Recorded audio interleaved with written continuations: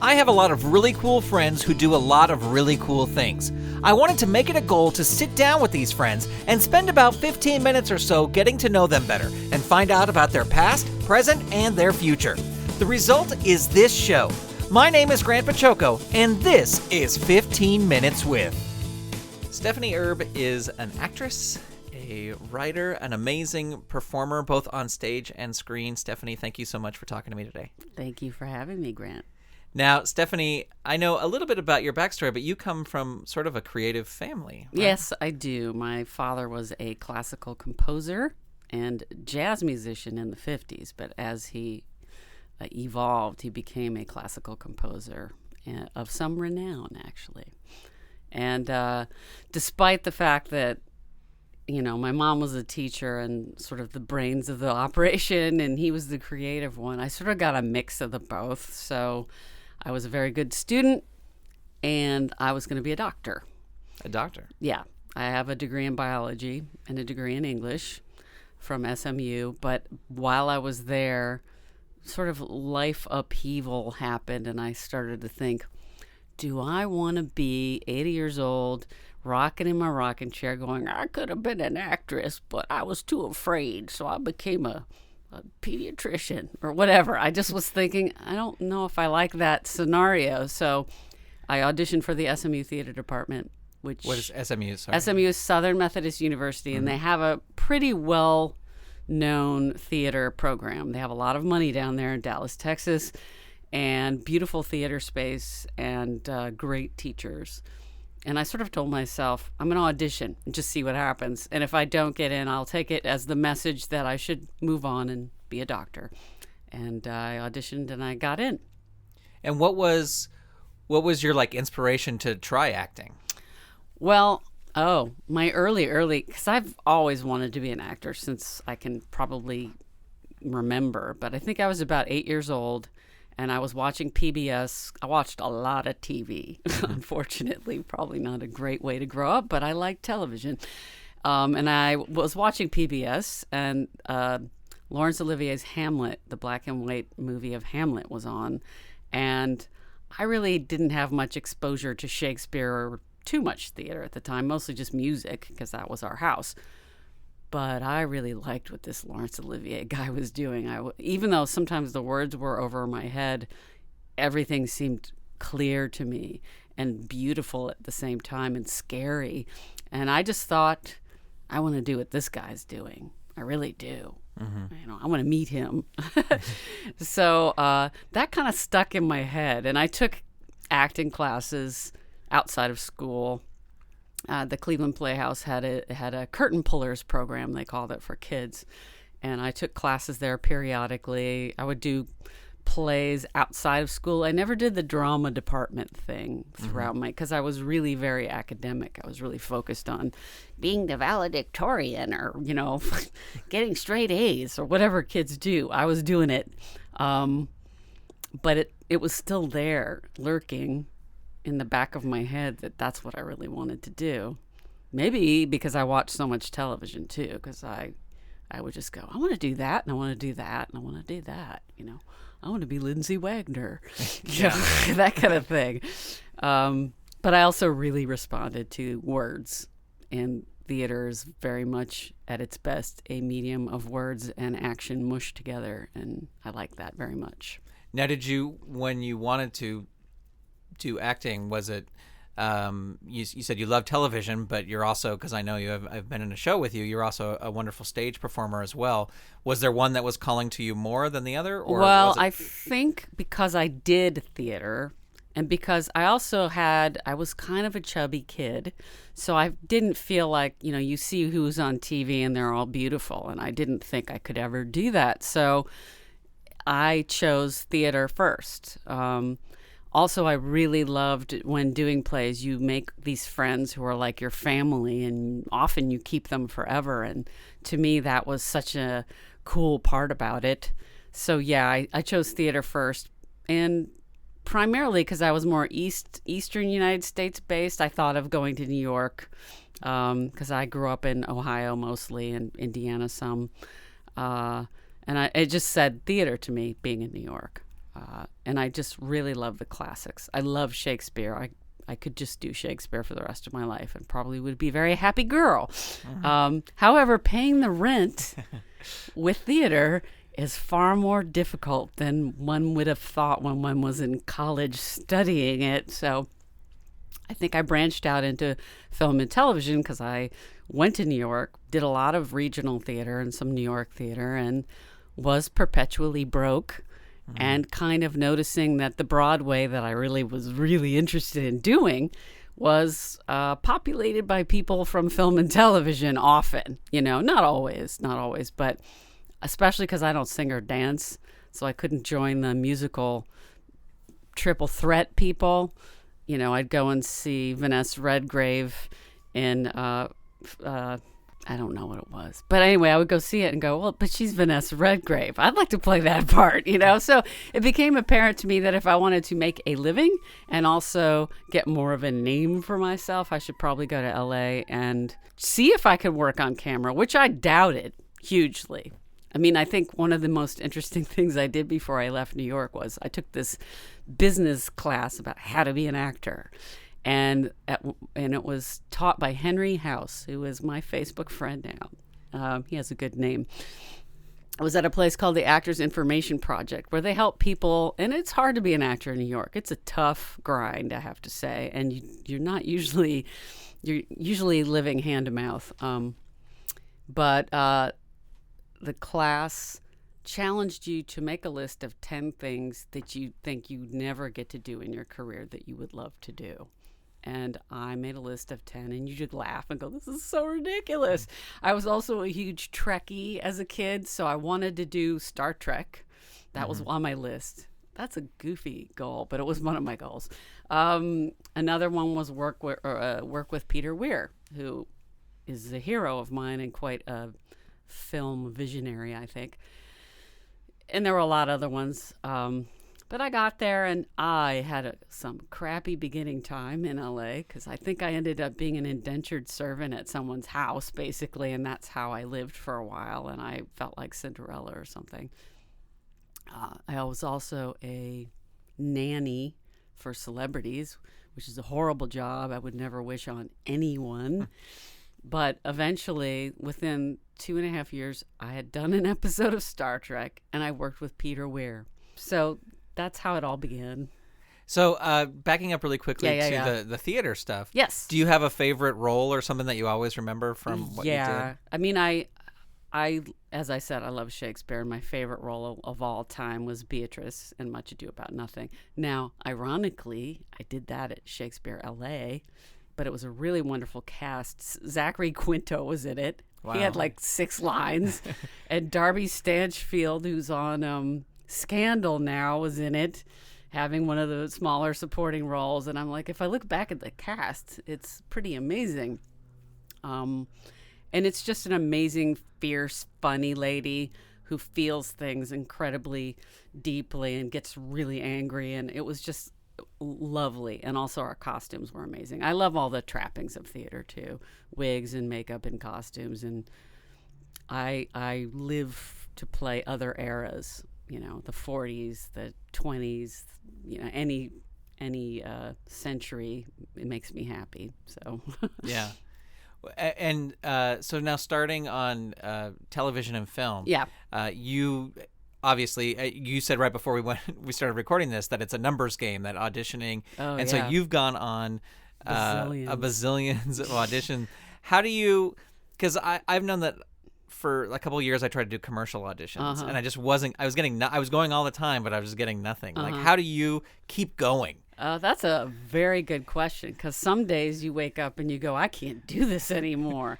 Yeah, I mean, everyone's different. There are. I think some of the people who do the best out here might be the egomaniac narcissists, because they can just go, I'm fabulous, after they leave, and they don't give a crap what anyone thinks, and they go about thinking they're fabulous. But if you're a sensitive, like I might call myself, and I think one of the reasons I am a good actress is because I can access a lot of emotional places, Sometimes you come home at the end of a day pretty beat up by the whole process.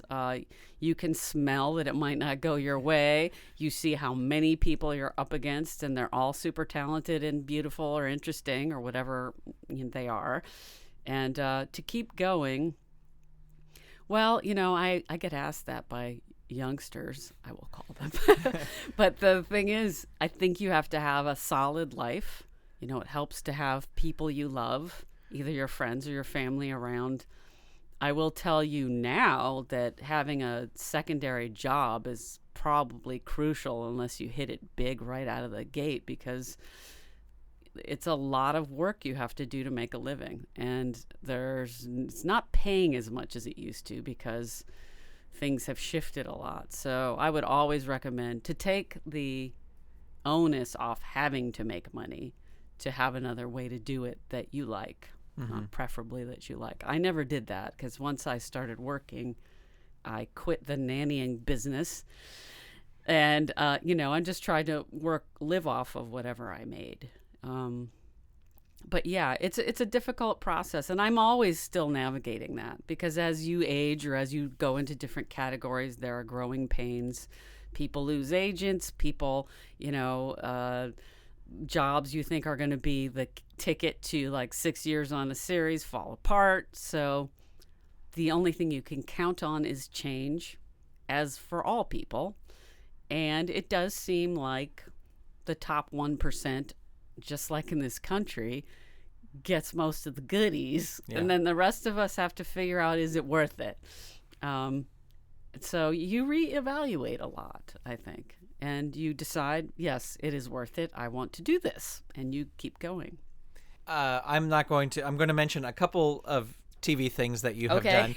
And I know that there has been tons more. But it's like, just mention whatever you like. Well, no, I know, like, you were on 24. Yes. And you did a couple episodes of Weeds as well. Mm-hmm. And so talk about what are some of your favorite projects that you've worked, and not necessarily those two things, but what over the years, television, and what have, or film, what's so funny is that you start to forget what you've done. Like, people go, so what have I seen you in? And I'll go, well, you could go to IMDb and look it up, because I can't remember, because you mostly remember your most recent job if you've been doing it as long as I have.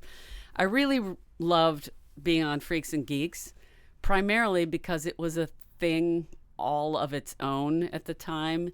It was like Paul Feig started out there, and my character was the English teacher, Mrs. Yates. And if the show hadn't gotten canceled, which was a grave error, I would have continued on as a recurring character. But I had this great speech in the first year where I yell at the kids for giggling at the one kid for wearing a denim jumpsuit because they're calling him a homo. And I admonish them. Like, she was a good lady, that English teacher.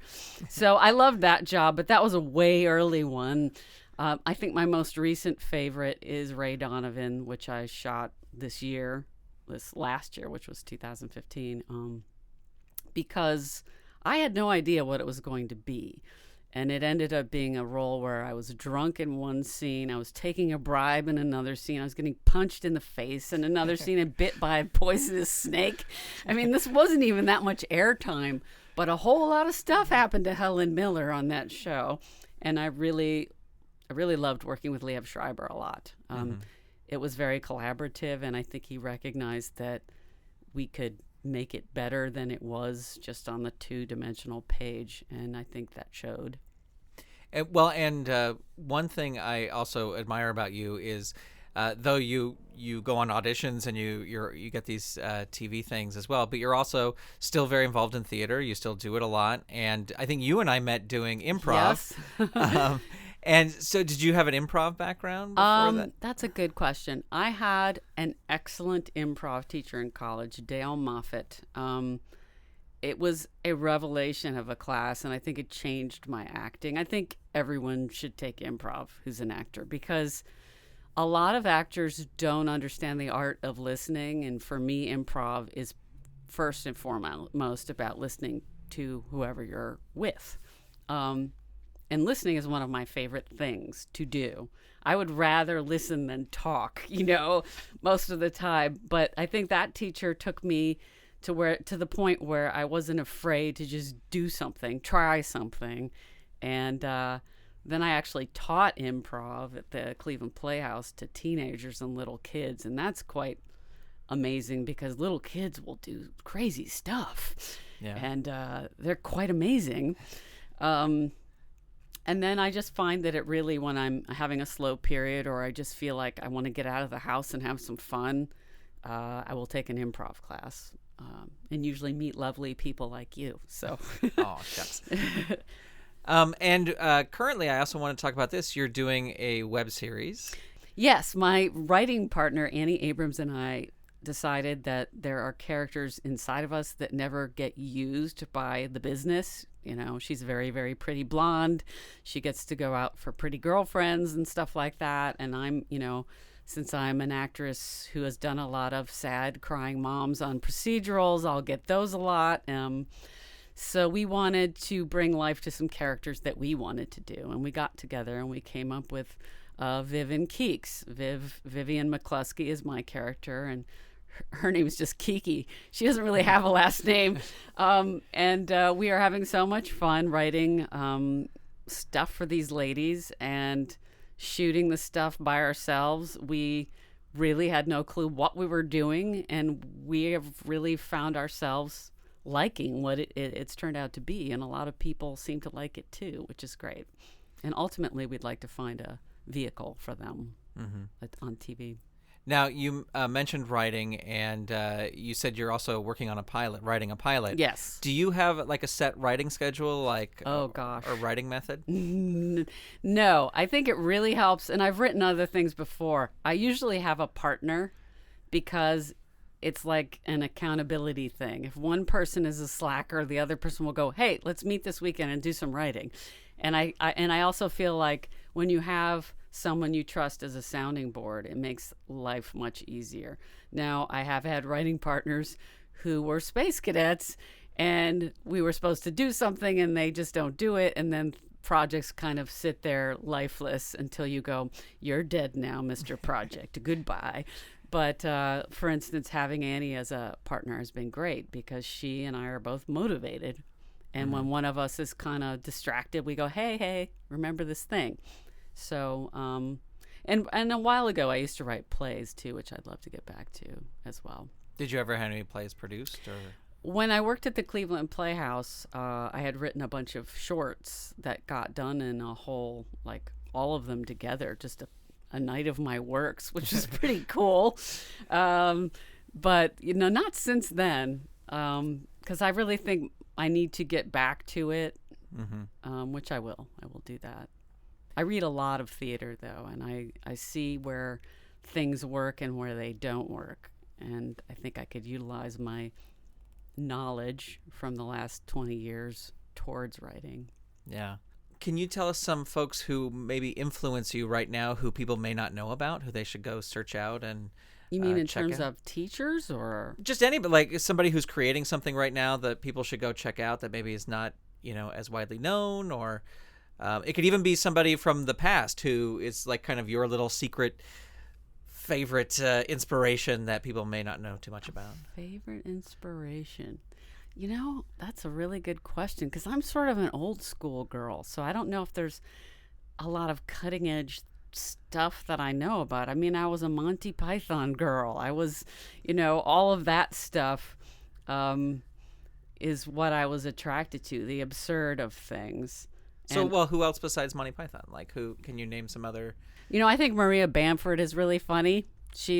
I think she's got a series coming up, so she'll probably be super famous and no secret, but she's been working a long time, and she like openly has been fighting mental illness, and I just love her for being so open about that as well, because I feel like many actors are mentally ill, just so you know. Yes.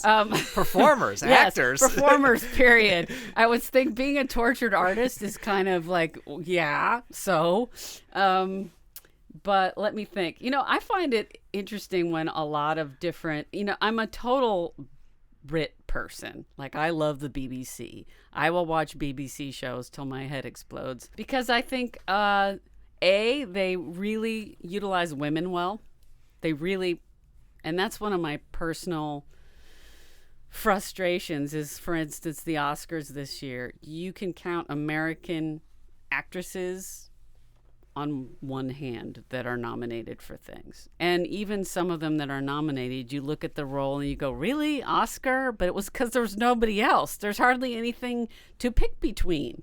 And especially in terms of hiring American actresses, I think there's about 3 that get hired for the big jobs, and I would love to see more people get a shot at showing what they can do because there's so many talented people out here.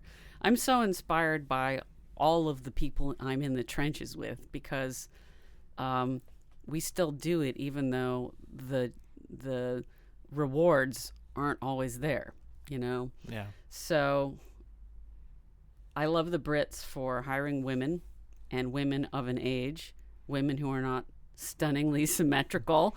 You know, if you look at Downton Abbey, you're like, what? Look at all. I mean, they all have their crow's feet and their jowls and their yellowy teeth and, you know, but they're amazing and you love them. And that's how it should be.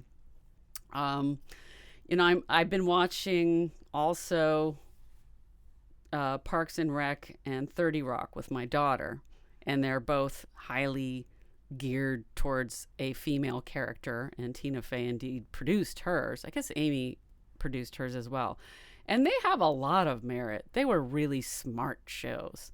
And that's something I aspire to. I would love to do a comedy that's got love behind it, but is really skewed to the screwball-y kind of stuff, because that I find is joyous. And it really looked like everyone on both of those shows was having a heck of a lot of fun. Yeah. And that's what I think deep down people are responding to, even though they don't know they are, is that this cast loves each other. They're goofing around and they're making some really silly crap that isn't even on the page. They're just flying off the page and making even more interesting, fanciful stuff. Well, if people would like to see more of you, yes, where can they go online to look at your stuff or follow you? Or well, there's many places. First of all, you can go to imdb.com and plug in my name, StephanieErb, and there will be my resume, and you can see if there's any of your favorite shows that I have been on. But I also have a website, StephanieErb.com, which has excerpts from almost every show I've been on, except for the super old ones. And you can go to Viv and Keeks on YouTube, and Keeks is spelled Keeks, to watch the Viv and Keeks stuff that we are making. And what else? Oh, my Twitter's @Herbness if you want to be Twitter buddies. What do you call it? Follow. Followers. Yeah, I like Twitter buddies. Twitter buddies is Twitter better. buddies is nice. It's like you have to go to the laboratory with your Twitter buddy. Everybody get a Twitter buddy. Twitter buddies. Don't get lost. Stephanie, thank you so much for talking to me today. I really appreciate it. You are welcome, Grant. It was fun to be here. Stephanie Erb is an actress of both stage and screen, and she was this week's guest on 15 Minutes With. Find out more about Stephanie at stephanieerb.com and search for Viv and Keeks on YouTube to watch her web series, and follow her on Twitter under the username Herbness. You can find links to all these places and more in the show notes for this episode over at GrantCast.com. Huge thanks to Stephanie for being on the show today. 15 Minutes With on the GrantCast is a production of Saturday Morning Media and made possible in part by the Saturday Morning Media Patreon patrons who've gone to www.patreon.com/Saturday Morning Media and set up a monthly donation for as little as $1 a month. Huge thanks to Shay Stewart, Merle Lafferty, Jeff Peterson, Dale Gadania, Stephen Staver, Jackie Klimo, Melissa Crawford, Chuck, Matthew Wayne Selznick, Dave Slusher of the Evil Genius Chronicles, Mike Coughlin, Dorothy Baciocco, John D., Kathy Crawford, Brian Greer, Carrie Whitney, Chuck Tomasi, Chris Foster, Stephen Ing, Clinton of ComedyForecast.com, Vicky DeVries, and Mike Wabshall. If you'd like to support this show and the other fun content from Saturday Morning Media, become a patron. Head on over to www.patreon.com/Saturday Morning Media today to set up your donation. You can also tell a friend about the show or leave us a review on iTunes.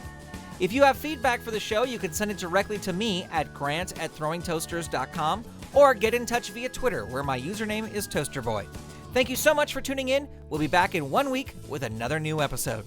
The GrantCast is copyright 2016 Saturday Morning Media, Grant Baciocco, executive producer. All rights reserved. www.saturdaymorningmedia.com.